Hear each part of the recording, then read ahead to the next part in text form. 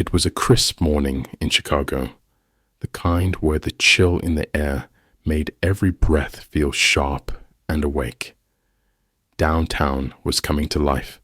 Commuters filled the sidewalks, cabs zipped by, and the honking of impatient drivers added a kind of rhythm to the rush hour. Among the crowd was Marcus Thompson, a young man in his early 30s. He was dressed sharply, wearing a tailored jacket and freshly polished shoes, his laptop bag slung over his shoulder. He had just finished his breakfast at a corner diner, a hot cup of coffee and a stack of pancakes, and was heading to his car, parked a few blocks down. As Marcus strolled along, mentally preparing for a presentation he had to deliver that morning, he noticed a police car slowly driving past him. 2 officers, Sergeant Carter and Officer Doyle, were inside, watching him intently. Marcus caught their gaze and gave a small nod, trying not to think much of it. But as he reached his car, a well-kept gray sedan, he heard footsteps approaching. Turning, he saw the 2 officers standing a few feet away, their faces set with that all too familiar expression of suspicion. "Sir, could we speak with you for a moment?" Carter asked, his tone polite but firm. Marcus straightened, his instinct already sensing where this was going. It was a scenario he'd seen too many times. A well-dressed black man in a nice part of town with a car that didn't seem like it fit. Trying to keep his voice steady, Marcus replied, "Of course. Officers, is there a problem?" Officer Doyle's gaze was hard, his expression unfriendly. "ID, please," he said, extending a hand. The tone wasn't asking, it was demanding. Marcus clenched his jaw, feeling that mix of frustration and fatigue that came with these encounters. He hadn't done anything wrong, yet here he was, being treated as if he didn't belong. Marcus took a steadying breath, feeling the weight of past experiences settle in his chest. Encounters like this were nothing new, but each one left its mark. He knew the unspoken rules he'd learned over time, rules for how to survive these moments. Stay calm, don't raise your voice, comply as much as you can without giving up your dignity. Even with his composure, he couldn't shake the frustration brewing inside. "Here's my ID," Marcus said, handing the card to Sergeant Carter, who barely looked at it before passing it to Officer Doyle. Doyle squinted at the card, holding it up as if expecting to find something suspicious. "So, Mr. Thompson," Carter began, arms folded, his voice thick with suspicion, "what brings you here this morning?" Marcus held his gaze, forcing himself to appear relaxed. "I work nearby. I'm actually headed to a presentation," he said, keeping his tone neutral, hoping this explanation would end the questioning. Doyle's lips pressed into a thin line, his gaze still wary. "Nice car you've got here," he commented, almost as if the car itself was reason enough to warrant suspicion. "Not exactly what we usually see parked in this area." Marcus felt a spark of anger rise, but kept it buried. "Thank you. I've worked hard for it," he replied calmly, his voice steady, but his words a quiet assertion of his right to be there. Carter took a step closer, his gaze hardening. "Mind if we take a look inside?" he asked, though his tone made it clear it wasn't a question. Marcus's heart pounded as he clenched his jaw. "Is there a reason, officer?" he asked, his voice level but firm. The question wasn't meant to provoke. It was a reminder that he still had rights. But as he looked into Carter's unblinking eyes, he realized that this encounter wasn't just about routine suspicion. It was something deeper, something personal. As Marcus stood by his car, trying to stay composed, a crowd began to gather. A few passers-by noticed the situation unfolding, their curious glances quickly turning to concern. Among them was a young man named Alex, who instinctively pulled out his phone and began recording.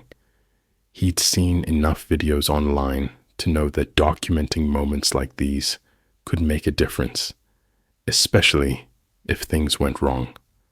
Marcus felt a flicker of relief as he noticed Alex with his phone. He gave the slightest nod in his direction, a silent acknowledgement of his presence. It was a glimmer of hope amid a situation that was spiraling beyond his control.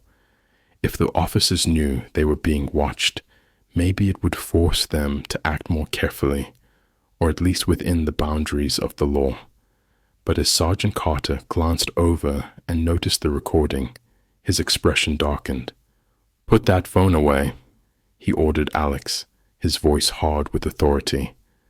Alex hesitated, not wanting to escalate things, but unwilling to stop recording.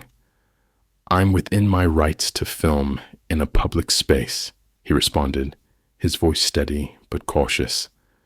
Doyle looked frustrated, but Marcus saw the officers hesitate, realizing they were under the watchful eyes of both Alex's camera and the small crowd that had gathered. For a moment, it seemed like they might back down, but then Carter made a quick, harsh decision. He turned back to Marcus, grabbing his arm and twisting it behind his back. "You're resisting arrest," Carter declared, his grip firm and unyielding, though Marcus had done nothing but stand still. Marcus winced as pain shot through his shoulder, but he kept his face calm, refusing to give them the reaction they wanted. As Alex's phone continued recording, Marcus took a deep breath, holding on to the hope that this footage might one day tell the truth of what was happening now. Inside the police station, the atmosphere was tense as Marcus was escorted through the hallway, his wrists bound in cuffs. Cold fluorescent lights cast harsh shadows along the walls, amplifying the sterile, unwelcoming feel of the station. Officers moved about, some glancing at Marcus with curiosity, others ignoring him entirely. He kept his head high, determined not to show any fear or weakness. This wasn't his first encounter with injustice, and he knew it likely wouldn't be his last. As he was led further in, Lieutenant Karen Malone, known for her sharp instincts and no-nonsense demeanor, noticed Marcus being brought in. Something about the scene didn't sit right with her. She observed Carter and Doyle, noting their stiff posture and the tension in their faces. It was clear that they were uncomfortable, but whether it was due to Marcus or the circumstances surrounding his arrest, she couldn't yet tell.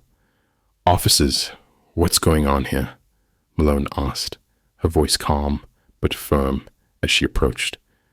"He was resisting arrest, Lieutenant," Carter replied, though his tone lacked conviction. Malone's eyes narrowed slightly, detecting an undertone of hesitation. She had handled enough cases to know when something was off, and this situation practically screamed red flags. Turning to Marcus, she asked, "Mr. Thompson, do you understand why you're here?" Marcus met her gaze directly, his voice steady. "All I did was try to get to my car. There was no cause for an arrest, and I didn't resist," he replied. Malone sensed a confidence in his tone, not the desperation of someone trying to talk their way out, but the assuredness of a man who knew his rights. Malone turned back to Carter and Doyle, her gaze sharp. "Is that true? Did he comply with your instructions?" she demanded. The officers exchanged a quick, uneasy glance, and Malone's suspicions only deepened. This wasn't a routine arrest, and she could feel that it was about to become something much bigger. Lieutenant Malone felt a deepening sense of urgency as she turned away from Carter and Doyle. The situation had the potential to escalate quickly, especially if Marcus's arrest was unjustified. She moved swiftly down the hallway, pulling out her phone and dialing the precinct's PR officer. "We need to be prepared to handle a potential backlash," she said, keeping her voice low but firm. "There's a possibility this arrest might not hold up, and we need to manage this carefully." Meanwhile, back in the holding area, Marcus sat on the bench inside his cell, hands still cuffed in front of him. Despite the cold, cramped conditions, he kept his posture relaxed, though his mind was racing with thoughts of what might come next. He knew his rights had been violated, and the presence of witnesses outside had strengthened his resolve to seek justice. Malone returned shortly, a sense of determination in her step. "Release him," she ordered the officers standing nearby. "Until we have grounds for detainment, Mr. Thompson will not remain in custody." She could feel the tension in the room as the officers exchanged uneasy glances, but she didn't waver. As they unlocked the cell and removed the cuffs, Marcus stood, straightening his jacket and meeting Malone's gaze with a nod of acknowledgement. Malone held his gaze, seeing in his eyes a quiet resilience and a steely determination. She recognized that this incident was far from over. It was only the beginning of something that would demand accountability from everyone involved. Outside, Marcus stepped into the daylight, greeted by the supportive cheers of a small crowd that had gathered. Cameras flashed, capturing the moment. Malone watched from the doorway, knowing that they had only delayed the inevitable.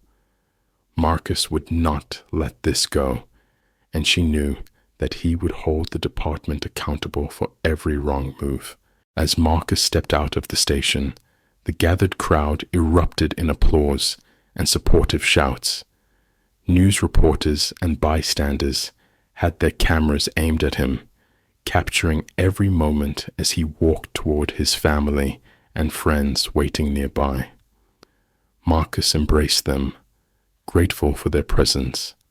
However, his gaze remained steady, his expression resolute.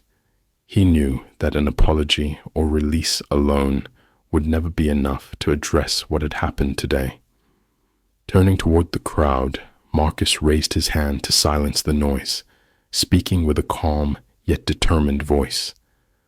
"Thank you all for your support.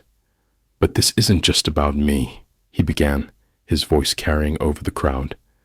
"Today's events are a reminder that justice isn't always served equally. For too many of us, the mere act of living our lives is seen as suspicious or out of place. That has to change." The crowd fell silent, listening intently. Marcus continued, "This isn't just about what happened here today. This is about making sure our communities feel safe, respected, and treated with the dignity they deserve. It's about holding those in power accountable and creating real change, not just words or gestures, but genuine actions that show commitment to justice." Lieutenant Malone watched from the station doorway, feeling a mix of admiration and concern. She knew that Marcus's words were powerful, resonating deeply with the crowd, but she also knew that what he was asking for would require more than a simple apology. It would mean addressing long-standing issues within the department, tackling the kind of reforms that weren't easy or comfortable. As Marcus finished speaking, the crowd erupted once again, their cheers echoing through the city streets. Marcus stood tall, knowing that his fight for justice was only beginning, and that he had the community's support behind him. This moment would not be forgotten, and he was determined to ensure that it led to real, lasting change. In the weeks following the incident, Marcus worked tirelessly with local leaders and organizations to push for systemic changes within the police department. His first goal was to establish a community oversight board, a group of citizens, legal experts, and social advocates who would monitor police activities, ensuring accountability and transparency. Marcus knew that true change required more than individual acts of justice. It needed structural reform that would prevent incidents like his own from happening to others. One of his first meetings was with Lieutenant Malone. Though they had been on opposite sides that day, she respected his determination and had privately come to question some of the department's practices herself. In their meeting, Marcus laid out his vision for what a fairer, more equitable system could look like. He discussed new training initiatives focused on de-escalation, cultural sensitivity, and addressing implicit bias, programs he believed were essential for rebuilding trust between the community and law enforcement. Malone listened closely, nodding as he spoke.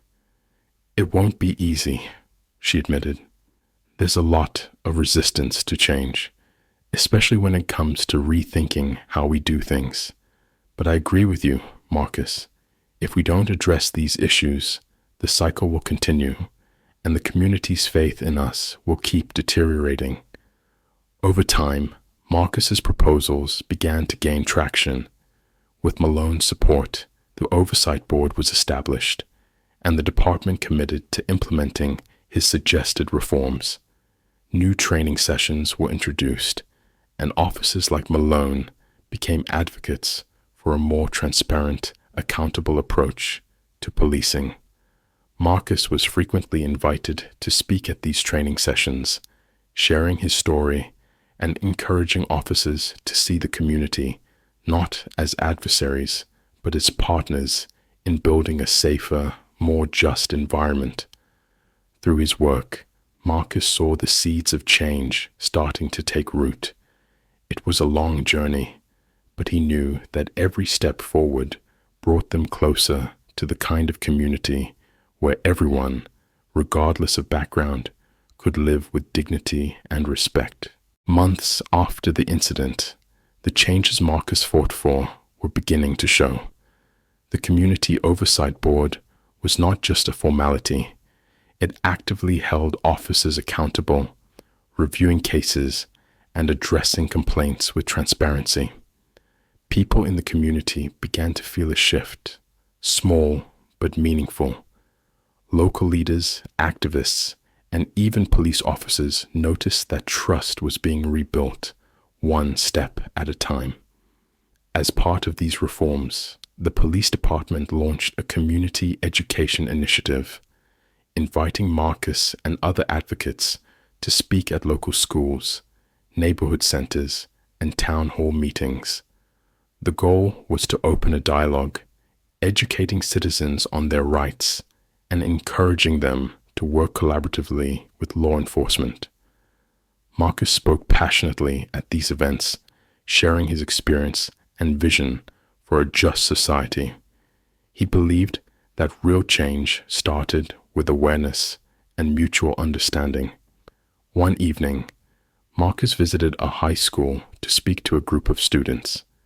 They listened intently as he recounted his story, some visibly moved by his words. He explained how moments of adversity can be opportunities to create change, emphasizing the importance of knowing their rights and standing up for justice. After the talk, a young student approached him, eyes wide with admiration. "Mr. Thompson," she said, "I've always thought people like us can't make a difference, but hearing your story, it gives me hope." Marcus smiled, feeling a sense of purpose that extended beyond his own experience.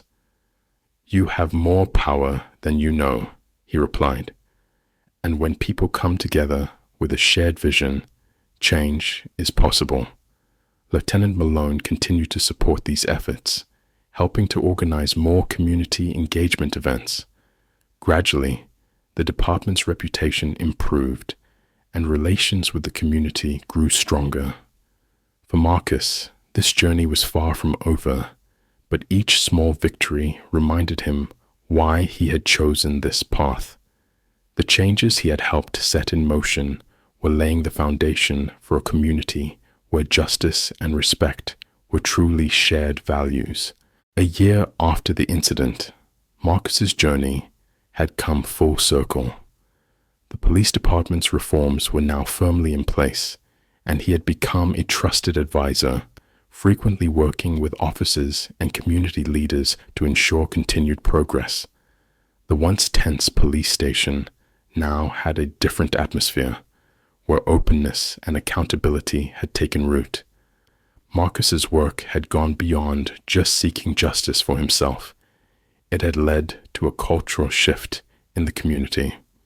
One day, he was invited to give a presentation at the station for a group of new recruits.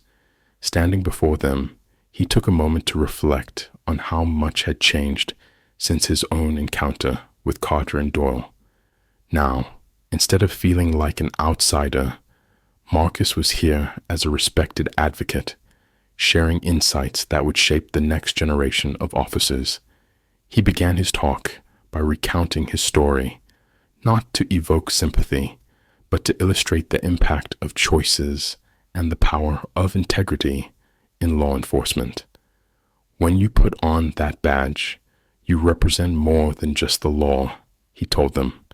You represent the community you serve.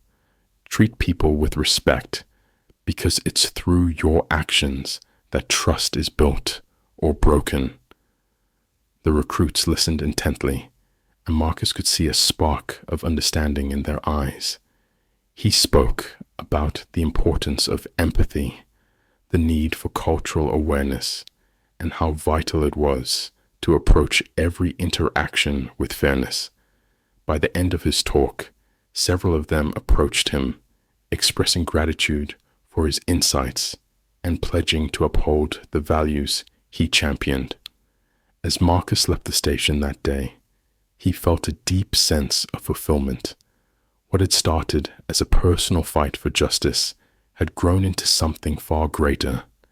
He had helped foster a new mindset within the department, laying the foundation for lasting change. Walking into the sunlight, he knew the journey was still ongoing, but he was ready for every step ahead, knowing he had already made a lasting difference.